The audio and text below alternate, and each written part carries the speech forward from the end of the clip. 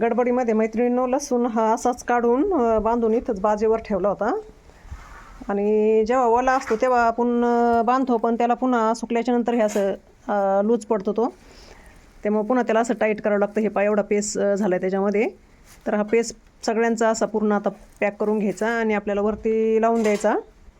तर मैत्रिणींनो कांद्याच्या राड्यामध्ये ना एवढा म्हणजे वेळ नाही भेटला की अर्धा ताससुद्धा काढू शकले नाही. तर त्याच्यामुळं असा बाजेवर आणून असाच ठेवलेला होता लसूण. हे पहा मैत्रिणी एवढा पेस्ट झाला आहे असं.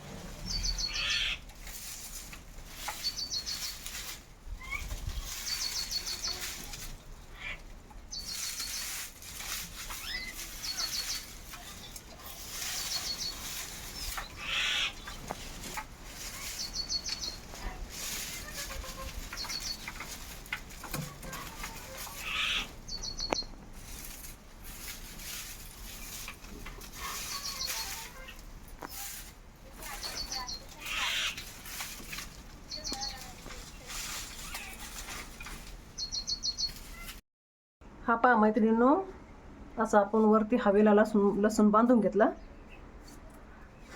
तर असं बांधल्यानंतर वर्षभर टिकतो, हा मरत नाही लवकर.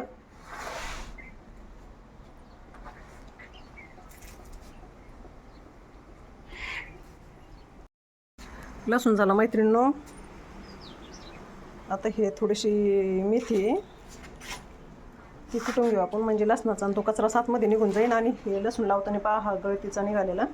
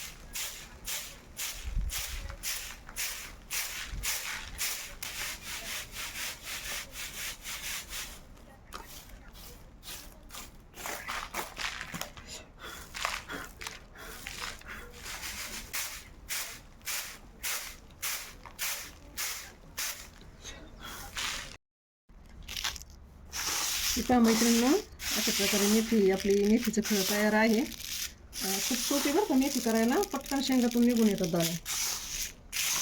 मेथीचा एक वाफ होता आणि तो संपला होता आणि कुठेतरी कोपऱ्या कापऱ्याला असे राहिलेले होते थोडेसे, तर त्याला शेंगा आले तर मी तशाच त्या काढून आणल्या. आणि ह्याचं पुन्हा आपण मेथीची भाजी टाकू शकतो नाही का. एक वाफ आपण शिकवलं होता छोटासा. हे पा सर्व कचरा टाकून फरशी धुवून काढली मैत्रिणींनो.